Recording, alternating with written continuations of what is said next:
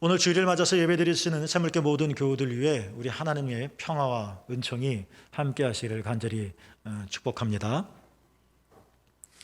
여러분은 여러분 자신을 바꿀 수가 있다면 어떻게 바꾸시기를 원합니까? 어떤 모습으로 바꾸기를 원하십니까? 내 삶에 만족스러운 부분도 있지만 또 그다지 좋아하지 않는 그런 부분들도 있죠. 만약 나에게 바꿀 수 있는 기회가 주어진다면 여러분은 어떻게 새로운 모양들로 만들고 싶으십니까? 만약 정말 불가능한 일이긴 하지만 여러분이 다시 태어날 수 있는 기회가 주어진다면 여러분은 다르게 사실 수 있을 것 같습니까? 내가 다시 태어나면 나는 이렇게 살 거야 또는 이렇게는 안 살 거야. 우리 살아서 말 많이 하잖아요. 근데 정말 그 기회가 우리에게 주어졌습니다. 여러분은 다시 살 수 있는, 새롭게 살 수 있는 그런 자신이 있으십니까? 이런 질문을 드리면서 오늘 말씀을 좀 풀어가 보려고 하는데요. 우리가 어렸을 때부터 위인전들을 많이 읽습니다. 불굴의 의지를 통해서 큰 업적을 이룬 위인들의 이야기를 들으면 야, 나도 노력하면 저들처럼 될 수 있겠다라는 어떤 기대도 갖게 되어집니다. 그러나 정작 위인들을 따라 살면서 며칠 못 가서 똑같은 내 자신의 현실을 생각해 보면 좀 실망스러울 때도 많이 있죠. 그런데 여러분 생각해 보면 우리가 높이 올려다보는 그 의인들도 우리가 알지 못해서 그렇지, 또 위인전이라고 하는 것이 어떤 한 인물을 좀 아름답게 포장하는 경향도 없지 않아 있어서 위인들에게 감춰져 있는, 위인전에서 우리에게 드러나지 않는, 그러나 분명히 있는, 우리가 알고 있지 못하는 저마다의 의인들도 연약함을 가지고 있다는 것입니다. 위인들은 분명히 우리에게, 영웅들은 우리보다 분명히 훌륭한 분들이긴 하시지만 그러한 면에서 우리나 영웅이나 위인들이나 거의 똑같다라고 말해도 될 것 같습니다. 우리는 우리 자신을 수양하고 또 우리 삶에 노력을 하고 열심을 기울이면 우리는 습관과 태도를 어느 정도 바꿀 수는 있을 것입니다. 잘못된 습관들을 교정할 수 있고 내 부정적인 마음들도 올바로 바로잡을 수 있을 것입니다. 그렇지만 내 선한데 보다 더 깊은 이 양심을 교정하기는, 완전히 바꾸기는 사실 쉽지는 않습니다. 손가락 하나 움직이는 거야 언제든지 바꿀 수 있겠지만 내 속에 있는 것들을 진정으로 완전히 뒤엎어서 새롭게 만들 수 있을까? 더 나아가 종교에 있어서 우리의 수양과 개인적인 덕목을 쌓는 것, 우리의 노력들, 이건 더욱더 불가능한 일입니다. 우리가 독수리가 날개짓하여 하늘 높이 나르듯이 우리가 내 자신의 인격을 다듬고 또 우리가 열심히 종교적인 행위를 하고 또 노력하고 애써서 저 높은 하나님에게까지 이르는 것은 종교학적으로 불가능합니다. 이것이 가능하다고 말한다면 그것은 이미 종교가 아닌 것입니다.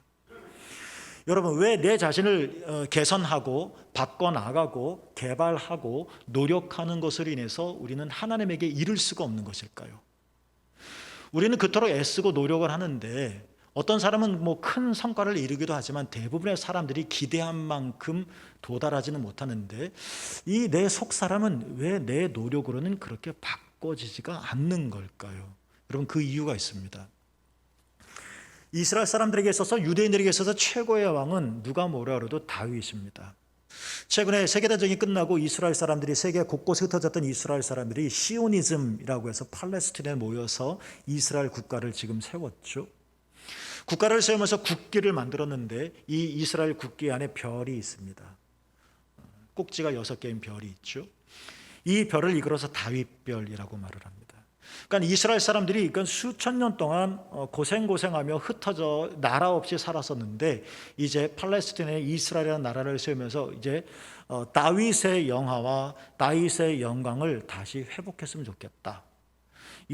다윗이 시온산에 다윗성 시온 산성을 세워서 처음으로 국가의 왕궁을 건설했는데 그 사건을 그대로 본따서 시온산성, 그래서 시오니즘이라고 말하는 거죠.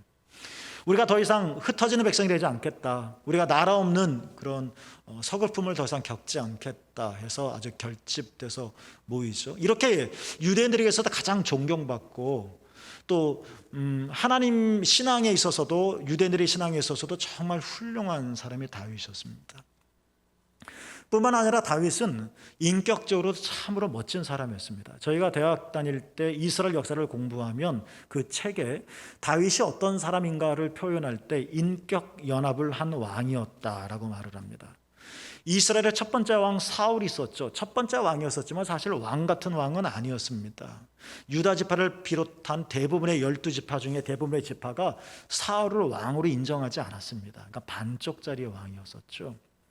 그러나 사울이 죽고 이제 다윗이 왕이 되는데 사울을 지지했었던 사람들, 사울을 따랐던 지파들이 결국은 스스로 다윗에게 와서 무릎 꿇고 우리의 왕이 되어 주십시오라고 부탁을 합니다. 그래서 다윗이 온 이스라엘의 진정한 한 명의 왕이 되어지는데 그 왕이 되기까지 걸음걸음이 칼로 된 게 아닙니다. 무력을 쓴 게 아니죠. 인격이었다는 겁니다. 이만큼 다윗은 신앙에 있어서 인격적으로도 매우 모남 없이 훌륭하고도 존경받는 왕이죠. 그래서 어느 목사님처럼 내 이름은 다윗이야, 데이빗이야라고 말하는 사람들도 있고, 그렇게 다윗이 웬만한 그리스도인들에게서도 나도 다윗처럼 되고 싶을 만한 만큼 이랬던 모델의 인물이 되어지죠. 그런데 그런 다윗이 어느 날 성경에 보면 여러분이 잘 아시다시피 바세바를 범하는 죄를 짓죠. 그리고 자신의 죄를 감추기 위해서 다윗의 충직한 군 장수였었고 바세바의 남편이었던 우리아를 죽입니다. 전쟁 최전방으로 발령을 보내죠. 그래서 거기서 충직한 우리아가 싸우다가 전사를 합니다. 기록으로는 전사 이렇게 나왔겠지만 사실적으로는 다윗이 죽인 거죠. 죽음으로 내몰았으니까. 여러분, 우리가 알고 있는 다윗의 모습이 아닙니다. 아마 다윗이 이렇게 우리아를 죽이고 바세바를 범하는 이 사건들을 통해서 어느 날 갑자기 다윗이 자신의 죄를 자각하고 내가 이런 사람이었나? 자신의 무능함을 깨닫고 엉엉 울면서 하나님께 기도하고 찬양하고 노래를 하는데 그게 어디에 나오냐면 시편 51편입니다. 다른 사람들이 보기엔 다윗이 정말 멋진 사람이고 흠없는 사람이고 순전한 사람인 줄 알았는데 그런 다윗 안에도 방금 소개드렸던 그런 사건과 같은 잔인함과 욕정이 숨어 있었다는 겁니다. 사실 다윗도 나는 그런 사람이 아니야 라고 생각했는데 벌거벗어 봤더니 내 안에도 이런 게 있다는 것들을 깨닫고 도대체 내가 왜 이런 거지 하나님 엉엉 울면서 기도한 게 시편 51편이라는 겁니다. 시편 51편 5절에 보면 다윗이 깨닫습니다. 이런 소절이 나오죠. 내가 죄악 중에서 출생하였으며 어머니가 죄 중에서 나를 잉태하였나이다. 아마 이렇게 기도했을 것 같아요. 하나님, 내가 왜 이런 일을 행하는 거죠? 왜 나도 모르게 이런 짓을 행하는 거죠? 내가 이런 놈이었습니까? 막 이렇게 자괴감에 빠져서 비참한 자신의 현실 속에 울고 있을 때 번뜩하며 깨달은 거죠. 이것은 뭐냐? 내가 인간은 본래 선한 존재인데 살다 보니까 너무 힘들어서 악하게 됐어가 아니라 다윗 나는 원래 착한 사람인데 왕하다 보니까 뭐 그럴 수 있지 이게 아니라 다윗이 자신의 실상을 본 겁니다. 뭐예요? 어머니 태 속에 있을 때부터 나는 죄인이었구나. 나는 죄 중에 태어난 존재이구나. 겉으로는 사람들이 왕이여라고 우러러보고 사람들이 다윗이 행한 일을 보고 찬사를 하고 다윗이 이룬 업적을 보고 높이지만 그러나 나도 이렇게 죄 중에 태어난 똑같은 죄인이구나. 나도 어쩔 수 없는 사람이구나 하는 것들을 고백한 것입니다. 여러분, 이것이 종교인 것이고 종교를 떠나 이것이 기독교 신앙의 가장 핵심적인 신앙 고백인데요. 누가 누구보다 키가 클 수가 있고 누가 누구보다 더 잘생길 수 있고 누가 누구보다 더 멋진 일을 해낼 수 있고 그렇지만 하나님 보시기에는 다 똑같은 죄인이다라는 겁니다. 다 연약하다는 것이죠. 다윗도 그런데 하물며 너희 이기겠느냐 하는 질문을 우리에게 던지는 겁니다. 여러분, 이것이 인간의 본래 모습이라면 그러한 인간이 스스로 자신을 구원할 수는 없겠죠. 마치 물에 빠진 사람이 살려주세요 하는데 어느 날 갑자기 물에서 유유히 빠져나와? 그건 물에 빠진 게 아니죠. 물에서 헤쳐나갈 수 없으니까 살려달라고 외치는 거지 않습니까? 누군가가 도와주지 않으면 난 이대로 죽을 것을 알기 때문에 외치는 거지 않겠습니까? 그래서 기독교 신학 속에서 또 수많은 영성가들이 말하는 게 구원이 뭐냐? 신학용어로 우리 밖으로부터라고 말을 합니다. 그러니까 라틴어로 엑스트라 노스라고 하는데요. 엑스트라는 밖에서란 뜻이고 노스는 us, 우리 안에, 우리란 뜻입니다. 그러니까 우리 밖에서, 구원은 우리 밖에서 오는 거라는 거죠. 내 안에서 뭐가 나와서 나를 새롭게 만들고 나를 구원을 이끄는 것이 아니라는 겁니다.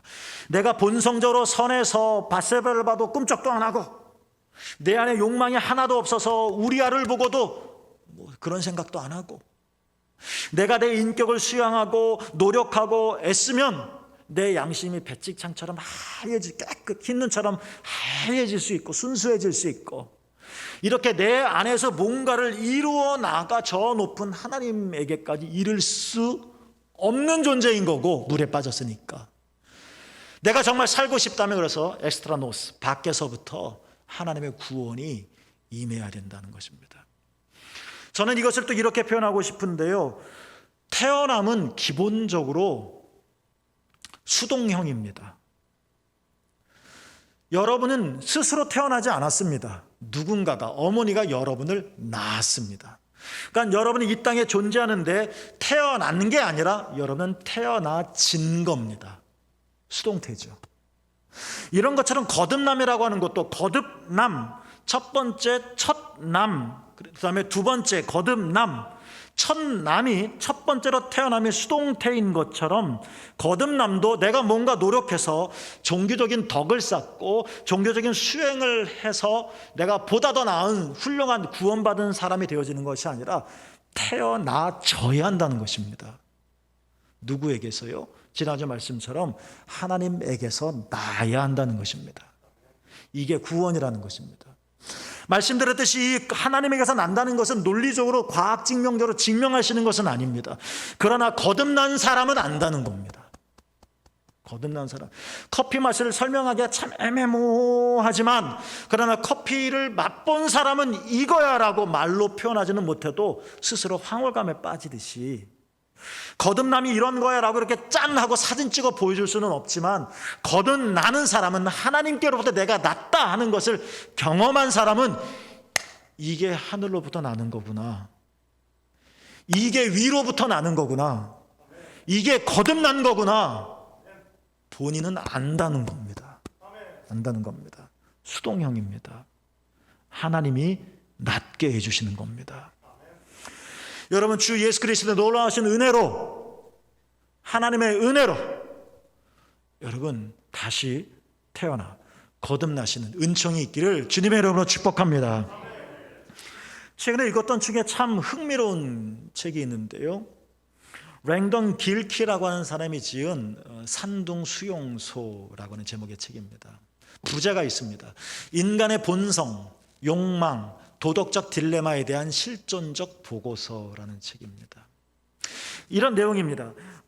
일본이 만주를 점령하게 됩니다. 그래서 만주 땅에 일본이 주둔하게 되어지면서 그동안 오랫동안 그 지역에 거주했었던 수많은 서양 사람들, 군인이 아닌 민간인들, 서양 민간인들을 일본 사람들이 다 모아서 산둥 수용소에 가둡니다. 그때 중국은 세계 열강이 드나드던 땅이었었으니까 거기에 의사도 있고 뭐 교사도 있고 하다못해 신부도 있고 카톨릭 신부도 있고 선교사도 있고 배웠다는 사람, 잘났다는 사람, 고관대작 뭐 다 중국 땅에 머물다가 이런 일을 당한 겁니다. 산둥 수용소에 갇히죠. 물론 산둥 수용소는 독일 나치 포로 수용소처럼 이렇게 비인도적이고 비인간적인 일들이 벌어지지는 않습니다. 그래도 수용소인지라 의식주에 필요한 것들이 아무래도 열악하고 부족합니다. 그런데 말씀드렸듯이 이 다양한 직업군의 사람들, 뭐 선교사, 신부, 정말 올바르게 사는 사람, 양심이 깨끗한 사람, 똑똑한 사람, 공부한 사람, 잘난 사람, 이런 사람들이 모여 있으니까 힘들지만 그래도 우리 여기를 좀 평화롭게 한번 해방될 때까지 좀 지내보자 하고 노력을 합니다. 그래서 평생 동안 한 번도 해보지 않았던 일이지만 이 공동체가 유지되기 위해서 손 걷고 화장실도 청소하고 이럽니다. 누군가가 화장실을 청소해야, 재래식 화장실을 누가 그 인간이 내려놓은 그 대변을 누군가가 치워야 또 할 수 있잖아요. 그러니까 이런 일을 하면서 그냥 그럭저럭 이 산둥 수용소가 운영이 되어지는 겁니다. 그런데 어느 한순간에 거기까지는 좋았는데 이 수용된 사람들이 자신의 안전과 생명의 위협을 당하게 되어지자 그때부터 극도의 이기심을 보여주게 됩니다. 이 저자인 랭던 길키라고 한 사람도, 이 사람은 개신교 신자고 나중에 이제 신학자가 되는데, 그 유명한 라인홀드 리버라고 하는 유명한 신학자가 있는데 그 사람의 제자가 되어지죠. 이 사람이 실제로 수용소에 같이 갇히면서 이런 처참한 인간의 이기심과 분노를 보는 겁니다. 대표적인 사건은 이런 것이 있었습니다. 미국 적십자에서 이 수용자들을 위해서 구호품을 보내왔습니다. 그런데 수용된 인원보다 100개가 더 많았습니다. 많으면 문제될 거 없잖아요. 부족하면 문제지. 그래서 수용소 원장이 어떻게 했냐면 모든 사람들에게 하나씩을 다 나눠주고, 그래도 100개가 남으니까 이 구호품 미국에서 보내준 거지 않습니까? 그러니까 포로 수용소에 안에 갇힌 미국 사람들에게 200명이었는데 남은 100개를 반 개씩 더 줍시다 라고 제안을 합니다. 그러니까 다 한 개를 갖고 미국 사람만 한 개 반을 갖자는 겁니다. 이거 100개 어떻게 처리해야 되니까 100개를 1000명이 넘는 사람이면 나눠 가질 수도 없는 거잖아요. 굉장히 이성적이고 합리적인 판단이었죠. 괜찮을 것 같아요. 반 개 잤습니까? 반 개? 그런데 말이죠, 미국인 포로 7명이 결사반대를 합니다.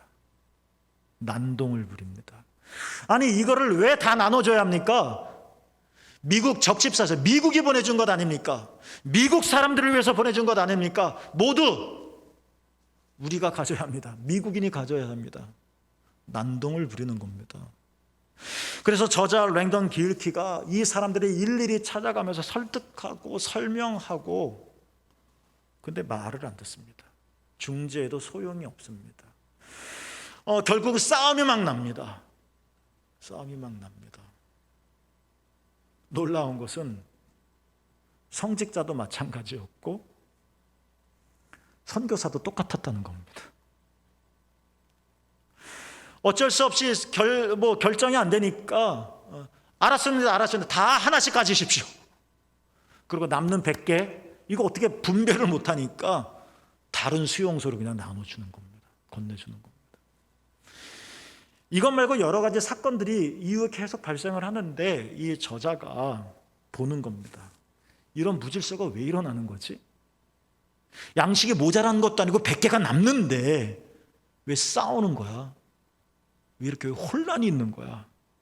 왜 불의가 이렇게 드러나는 거지?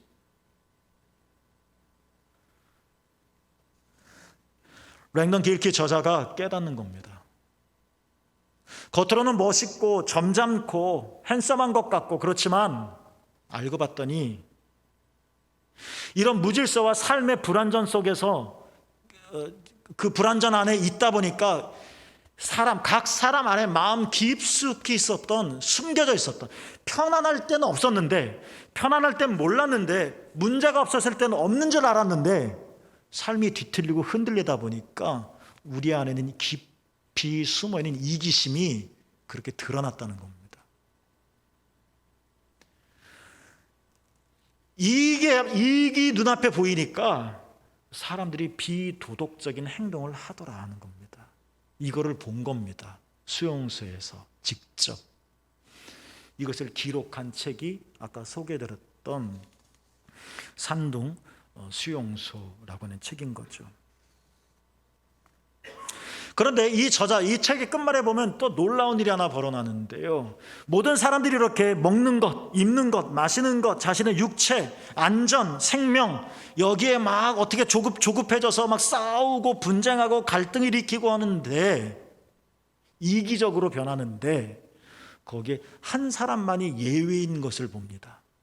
그 사람이 누구냐? 에릭 리델이라고 하는 사람이었습니다. 이 사람이 누구냐? 지금 여러분이 보고 있는 것은 영화 포스터인데요. 이 사람이 일대기를 영화한 제목이 불의 전차입니다. 들어보셨을 겁니다. 독실한 기독교인인데요. 영국 선교사고요. 선교하러 노년에 왔다가 산둥수용소에 잡혀 있는 건데요.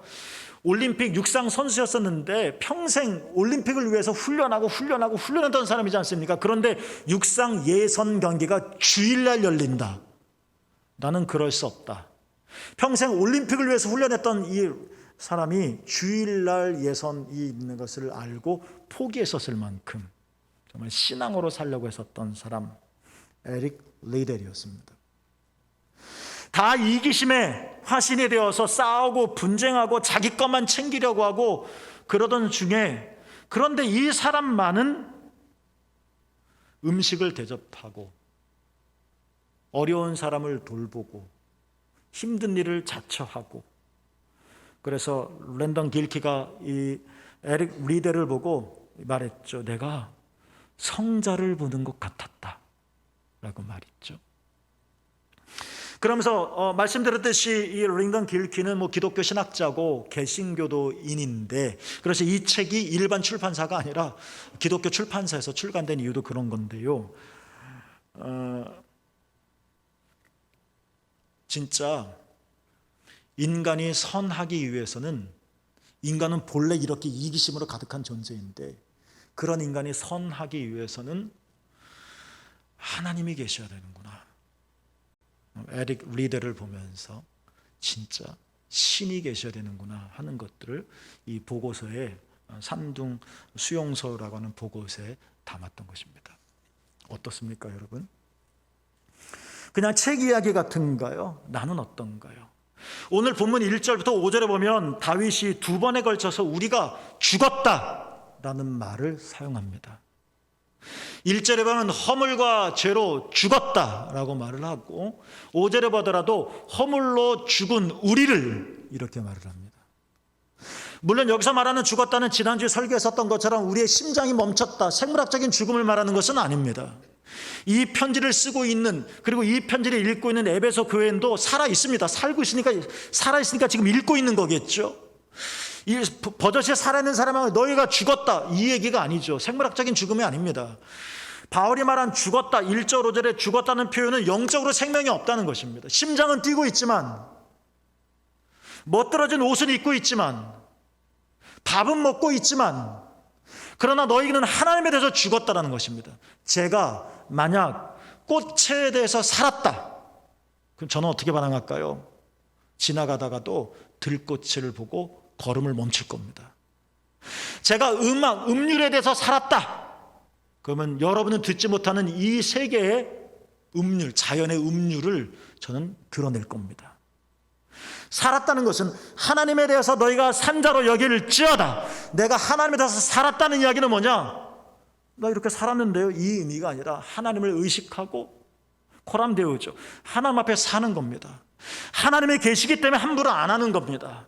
하나님의 성품을 따라하는 겁니다. 내가 윤리적으로 바르게 살아야지라는 어떤 애씀, 노력을 떠나서 살아있으니까, 꽃에 대해서 살아있으니까 보이고, 음률에 대해서 살아있으니까 그냥 들리고, 그런 것처럼 하나님에 대해서 살아있으니까 내가 그 방향을 가는 겁니다. 근데 바울이 말하는 거죠. 너희가 죽었다, 하나님에 대해서 죽었다, 하나님의 생명이 너희 안에 없다. 그래서 어떻습니까? 3절에 보면 불순종의 자식들 가운데서 작용하는 영을 따라 살고, 세상 풍조를 따라 살고, 하나님이 없으니까 육신의 정욕대로 살고, 하나님의 생명이 없으니까 육신과 마음이 원하는 대로 행하였더라. 아니, 사람들이 다 그렇게 사는데요, 인생이란 원래 그런 거 아닙니까? 아니, 이렇지 않은 사람들이 있나요? 내가 뭘 크게 잘못했나요?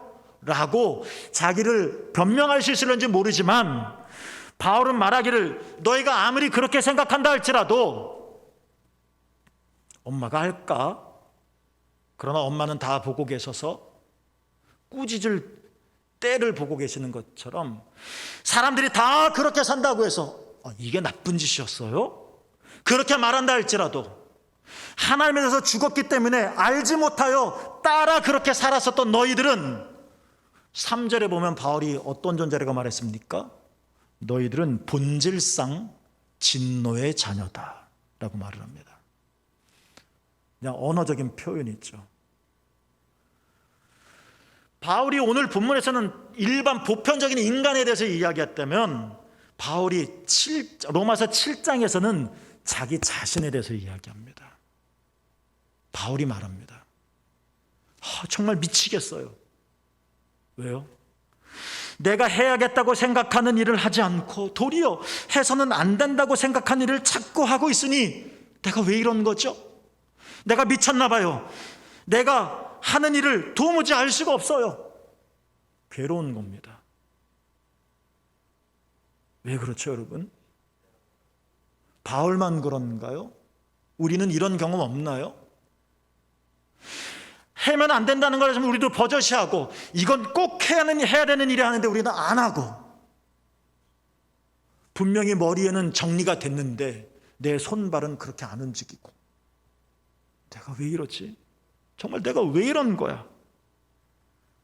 바울이 깨닫습니다. 로마서 7장 18절에 보면 말하죠. 내 육신 속에 선한 것이 깃들어 있지 않았음을 내가 알았습니다. 그래서 이런 자신의 비참함을 쭉 얘기하면서 로마서 7장 24절에 바울이 절규하죠. 오라, 나는 곤고한 자로다. 여러분, 죄송합니다만 바울이 그렇다고 못된 짓 하고 살았습니까? 바울이 살인죄를 지었습니까? 바울이 거지처럼 살았습니까? 아니잖아요. 그래 내 자신 안에 우글우글거리는 것을 보는 겁니다. 곤고한 자로다. 이렇게 절망에 빠졌던 로마서 7장의 바울이 8장에 가서 완전히 달라집니다. 왜요? 하나님의 생명, 성령이 그에게 임하여 자기 자신한테 일어난 일들을 보고 있기 때문에 그런 겁니다. 여러분, 바울의 얘기일 뿐일까요? 다윗의 얘기일 뿐일까요? 산중 수용소에 있는 사람들의 이야기일 뿐일까요? 생각해 봅시다. 만약 아무도 보는 사람이 없다면, 진짜 보는 사람이 아무도 없다면 여러분은 선할 수 있을까요? 여기 계신 분들 똑같은 옷, 똑같은 색상 하나도 없는데 얼굴 가리고 똑같은 크기, 똑같은 모양, 똑같은 색깔의 옷을 입혀서 누가 누군지, 이분이 장로님인지 집사님인지 누가 누구인지 전혀 구분할 수 없게 된다면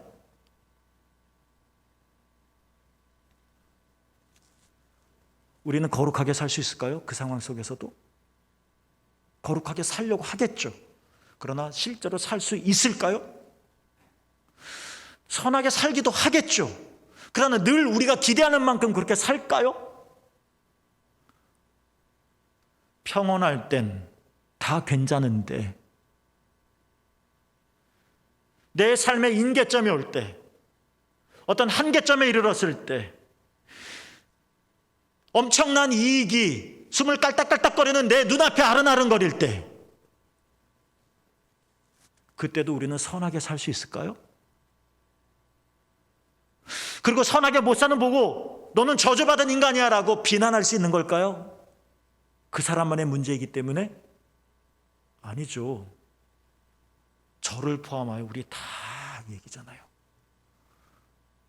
군대 제대하고 학교 복학해서 예비군 훈련 받습니다. 신학생입니다. 교회 가면 전도사님 하는 사람들입니다. 전도사님, 예비군복 입혀봐요. 똑같아요. 짝다리 짚고요, 단추 풀고요, 똑같아요. 예외일 사람이 있을까요? 이게 우리라는 겁니다. 이러한 우리가 나를 새롭게 할 수 있을까? 이게 내 실상인데 나를 높이 올릴 수 있을까? 이게 내 본 모습인데 산중수에서 가면 나도 똑같은 처지가 될 텐데, 인격적으로는 다윗도 이뤘는데 이것이 다윗 얘기만이 아니라 내 얘기가 될 수도 있는 건데, 바울도 이렇게 고백했는데 나는 예외라고 자신할 수 있을까요? 어떤 특정한 사람을 비난하기 위한 말이 아니라 바울도 다윗도 산중수 이야기는 모두가 뭐냐면 인간이 그렇다라는 겁니다. 인간이 그렇다. 오늘 본문에서 진짜 주목해야 할 말씀이 이제 나옵니다. 1절부터 5절, 에베소서 2장 1절부터 5절에 보면 바울이 두 번 또 강조하는 말이 나옵니다. 살았다 하는 겁니다. 1절에 너희를 살리셨도다. 어떤 너희입니까? 죄와 허물과 죄로 죽었던 너희를 누가요? 하나님이 살리셨도다. 살리지 못했을 때, 우리가 여전히 죽어 있을 때, 하나님에 대해서 죽어 있을 때, 이 100개의 구호품을 가지고 서로 치고 싸우고 받고 이기심을 보였던 우리가 인격적으로 살았어도 정욕에 빠지고 사람을 죽음으로 밀어넣는 우리가 하나님에 대해서 살아있지 않기 때문에 이런 우리가 하나님에 의해서 살림을 받았다. 하나님께서 우리를 어떻게 살리셨습니까? 5절 그리스도와 함께 살리셨도다. 그리스도와 함께 살리셨다는 말입니까? 하나님께서 그리스도 예수의 십자가의 죽음과 함께 예수님께서 십자가에 죽게 허락하심으로, 그리고 예수님께서 십자가에서 죽으셨음을 우리가 믿을 때, 믿는 우리, 이게 믿음의 신비인데요, 나중에 또 이야기는 해보기로 하고, 왜 믿으면 이런 일이 일어나는가 나중에 얘기하기로 하고, 예수님께서 죽은 우리를 위해 죽으심었다는 사실을 내가 믿을 때 그리스도와 함께 내 죄된 본성도 죽이셨고, 하나님께서 그리스도 예수를 죽은 가운데 다시 부활시켜 살아나셨을 때, 그리고 예수 그리스도에 다시 살아나신 우리가 믿을 때, 믿음의 신비라고 말씀드렸습니다. 믿을 때 하나님께서는 그리스도 예수와 함께 우리를 새 생명으로 살리셨다는 것입니다.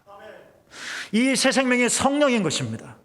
사도 요한이 이것을 하나님의 씨라고 말을 했습니다. 아무리 조금 해도 얘가 과연 살아날 수 있을까?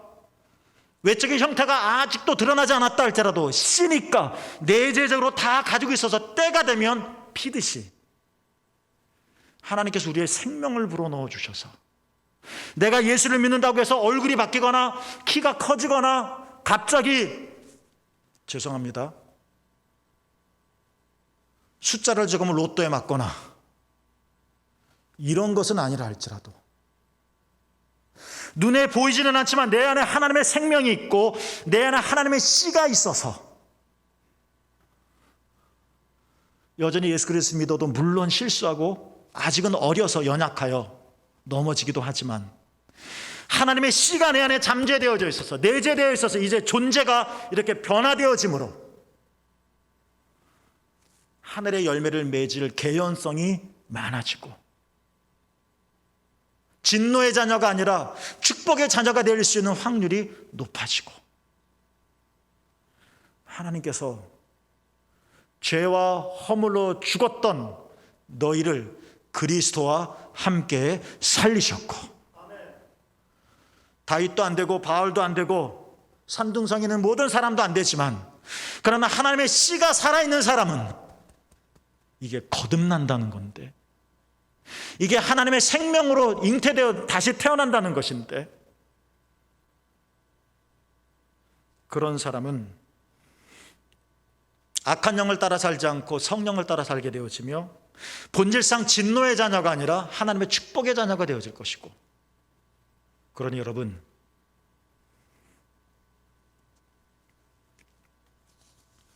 우리는 어떻게 새로워질 수 있을까? 우리는 만약 다시 태어난다면 다르게 살 수 있을까? 지금보다? 아니요. 내가 새로운 존재가 되어지지 않으면 불가능합니다. 또 그 삶을 살게 되어질 거라는 것입니다. 그러므로 여러분, 예수 그리스도를 믿으시고 예수 그리스도를 마음에 받아들이셔서 하나님의 성령이 여러분 가운데 충만하여 하나님의 생명으로 가득 차서 샘물교회 여러분, 하나님 나라의 열매를 맺으시게 되기를 주님의 이름으로 축복합니다. 기도하겠습니다. 하나님 아버지, 예수 그리스도를 나의 구주로 믿고 예수님을 믿을 수 있는 은혜를 우리에게 베푸셔서 진노의 자녀가 아니라 축복의 자녀로 살게 하여 주시옵소서. 예수님의 이름으로 간절히 기도하옵나이다. 아멘.